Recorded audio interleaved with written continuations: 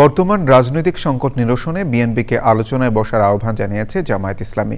রাজধানীর মগবাজারের সংবাদ সম্মেলনে দলের নায়েবে আমির সৈয়দ আব্দুল্লাহ মোহাম্মদ তাহের বলেন, বিএনপি জামায়াতের সমঝোতা হলে বাকি দলগুলো ঐকমত্য আসবে। সংস্কার ইস্যুতে অন্তর্বর্তী সরকারকে কোনো চাপের মুখে নতি স্বীকার না করার আহ্বান জানান তিনি। তাফিমুল ইসলামের রিপোর্ট। চলমান রাজনৈতিক পরিস্থিতি নিয়ে রাজধানীর মগবাজারে জামায়াতে ইসলামীর সংবাদ সম্মেলন। উপস্থিত ছিলেন দলের শীর্ষ পর্যায়ের নেতারা। সংবাদ সম্মেলনে দলের নায়েবে আমির সৈয়দ আব্দুল্লাহ মোহাম্মদ তাহের জামায়াতকে নিয়ে সাম্প্রতিক সময়ে বিভিন্ন সমালোচনার জবাব দেন। আমরা ৩০০ আসনে নমিনি দিচ্ছি, কাজ করতেছি, তারপরে বলে জামাত ইসলাম ফেব্রুয়ারি নির্বাচন চায়।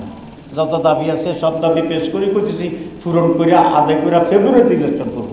এতবার ফেব্রুয়ারি করছি, জীবনেও এত ফেব্রুয়ারি আগে উচ্চারণ করিনি। রাজনৈতিক সংকট মোকাবেলায় বিএনপিকে আলোচনা বসার আহ্বান জানান তিনি।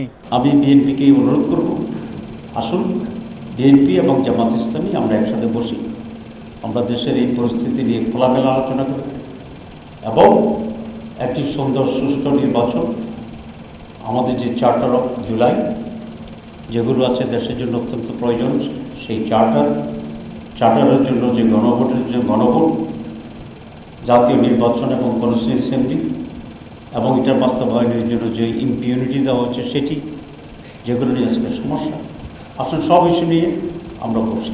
সাংবাদিকদের বিভিন্ন প্রশ্নের জবাব দেন জামায়াতের নায়েবে আমির। আগামী নির্বাচন বানচাল করার জন্য অনেকে বলছে এটা জামাত ইসলামী দায়ী, তো উনি আমাকে বলছে আপনাকে এটা প্রমাণ করবেন যে আপনারা দায়ী।